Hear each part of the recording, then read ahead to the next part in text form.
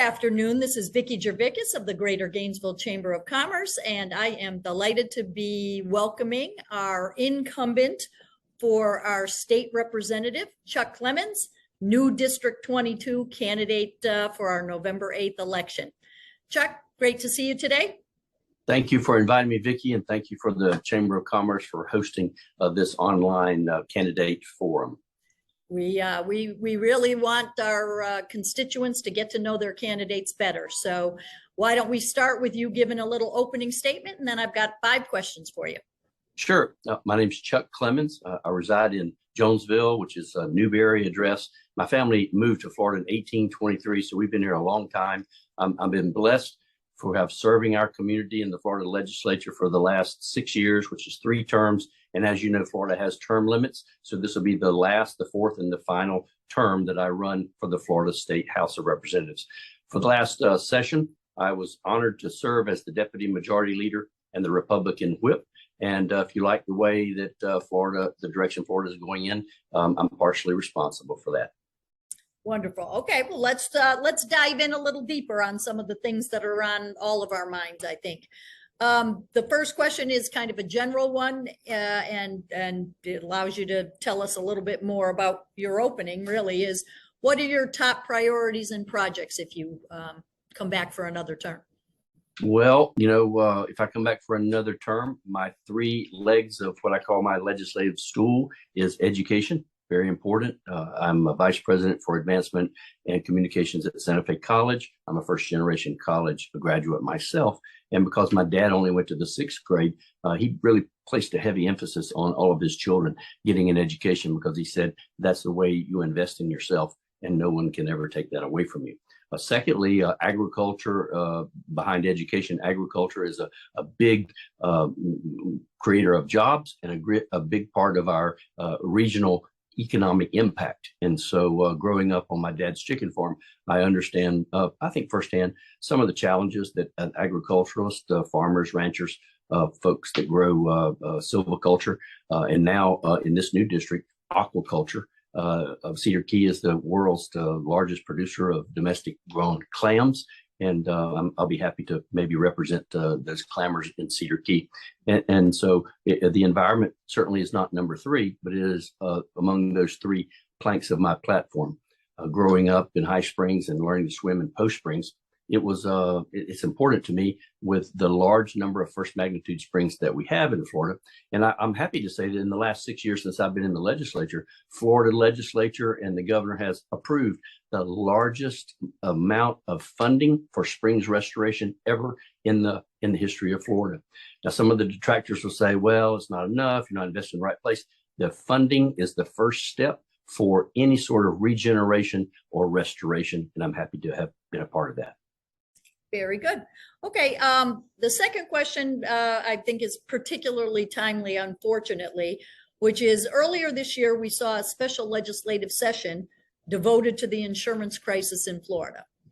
Given Hurricane Ian's devastating impact around the state, what measures would you propose in 2023? Well, Vicki, I think you're exactly right. Hurricane Ian has only added a great insult and a greater financial wallop to the insurance crisis that we are currently involved in the state of Florida. We devoted an entire special session to the insurance crises. Myself, my wife and I, our insurance policy, it went up 100% in 1 year with no claims. Now, why is that?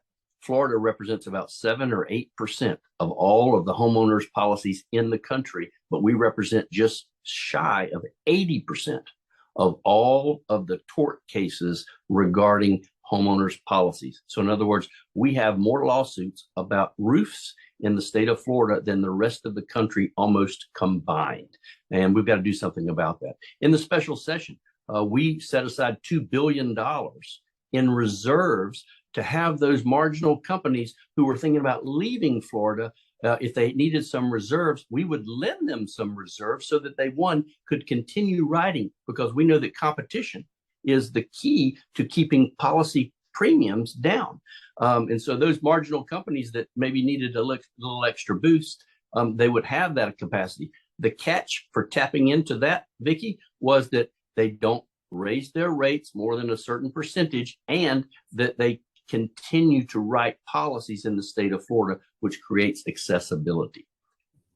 Okay, so it's going to be a continuous, and I think there'll probably be hurricane funding for infrastructure restoration, and of course the insurance crises will be probably the two largest issues in the 2023 if we don't have a special session before then. Okay, very good.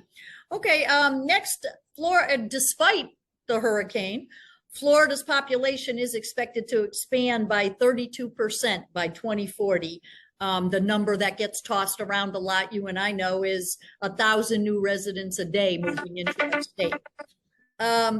Given the profound implications of that population increase, what do you think the legislature should be doing? Well, you're exactly right. And when we throw out numbers like 32% growth or 800 to 1,000 people each and every day, what I find is the constituents, their eyes roll back in their head. They really don't have a connotation. So I convert that, Vicki, the same amount of numbers to a brand new city of Orlando moving to Florida each and every year. Now, if they're around the Tampa Bay area, it's a new city of St. Petersburg moving to Florida each and every year. Now, Florida has to get ahead of that curve, and we are woefully inadequate in our planning and our funding of infrastructure, roads, bridges, and other types of infrastructure things that would carry the capacity of almost 30 million people by the year 2030. It's almost impossible to think about. Vicki, when I was learning to swim in Post Springs, there's only 6 million people that lived in Florida. And now there'll be 6 million people between today and 2030 move to Florida to make Florida their home, because they think Florida is a great place to live, work, and play with our business environment and our no personal income tax, no inheritance tax. It makes Florida a haven for anyone who would like to move from higher tax, more tax situation. Okay. Another dramatic shift that we're seeing is in the voter registrations taking place ahead of this election. The number of NPAs, no party affiliation, has almost doubled to 27% of total voters. What impacts do you think this shift is going to have on our state? Well, in addition to those facts, there was another North Florida county, Hamilton County, just 2 weeks ago, received notice that they have more Republican voters in the county than they've have Democrat voters. And you've seen not only just the NPA increase in registration, but you've seen an increase in Republican registration as well. And since the last gubernatorial correct my numbers, but we have grown probably 500,000 Republican voters, which we are 200,000 or 300,000 votes ahead of where our Democrat colleagues are in their voter registration. People aren't happy with some of the progressive policies that are come across, and they're changing. Some of them aren't coming to the Republican Party, but they're changing and going to the no party affiliation. And it's really those folks between the 48-yard line and the 48-yard line that determine the outcome of our elections anyway. It's those people in the middle, not the people that are extreme on the right or extreme on the left. It's the ones that can how would you say that they can navigate the stuff that's all out in the political noise and determine this is either good for us or it's not good for us, and here's why. Okay, very good. All right, so now we're going to go back to close things out. We're going to go back to one of those general questions, which is, why should the local business community support you? Well, Vicki, 6 years ago, when you're just a candidate and you make these planks of your platform like education and agriculture and the environment, every time you take a vote, and I've taken thousands of them, it has backed up what I had said in 2016, the very first time I ran for office. And my values haven't changed. My votes have reflected the promises that I've made. And I believe that it's promises kept. Now, whether those promises are things like getting $500 million for teachers' raises because they were woefully underpaid. I'll give you an example. The correctional officers. We have a great number of correctional officers that live in this district and especially in our region. Those correctional officers haven't had a raise in their Florida paycheck in 10 years until last year. And we brought up that particular anomaly. Who can pay for the gas? Who can pay for your insurance without a raise? And they are good public servants themselves. Very happy with that. First responders, I've been supportive of first responders. They have, likewise, every election been supportive of me with the endorsement from the PBA, from the FOP, from the Florida Highway Patrol Troopers Association, and the International Association of Firefighters and the Gator Fire Council. So I must be doing something right, or those people would choose to support one of my several opponents. I'm really happy with not only the Springs restoration, but listening to people that other people may not listen to.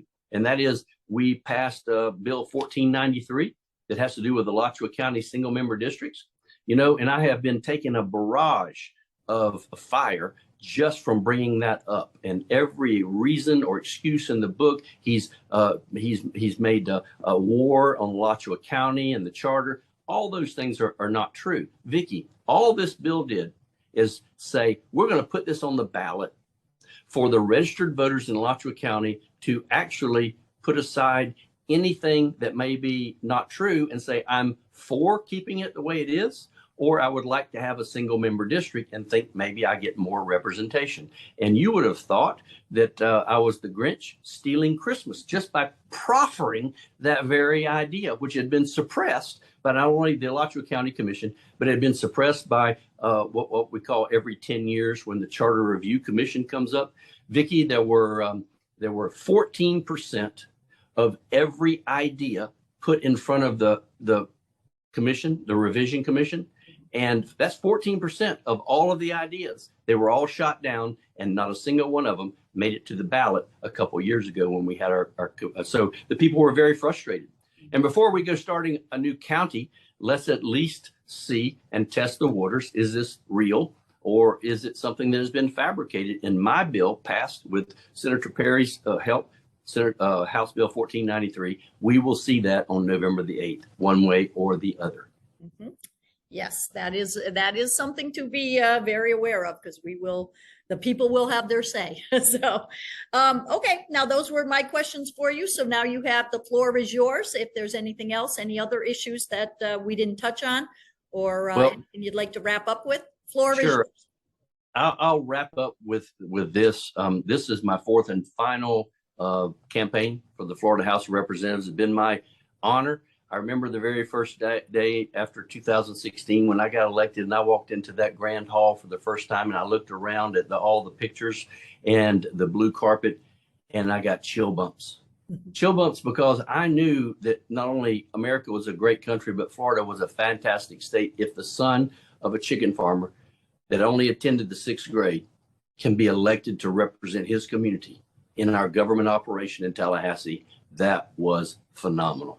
And so I have strived every session, every vote. There's only 2 buttons, a red button for no and a green button for yes. And I've strived every time to reflect not only my values, but what would be in the best interest of the community that we live in. And so if I'm reelected, I'll take that same outlook to Tallahassee for the last 2 years and serve my wonderful community that my family has lived for 198 years to the best of my ability. Thank you so much. Always a pleasure to talk to you, Chuck. And we're going to wrap up by reminding everyone that it is November 8th is our opportunity to make our voices heard. We encourage you at the Greater Gainesville Chamber to get on our website, GainesvilleChamber.com, get to know all of our candidates, check out the dates, and make sure you get out there and vote on November 8th. Thank you again so much for spending time with us today. Thank you, Vicki. I appreciate it. Bye-bye. Bye now.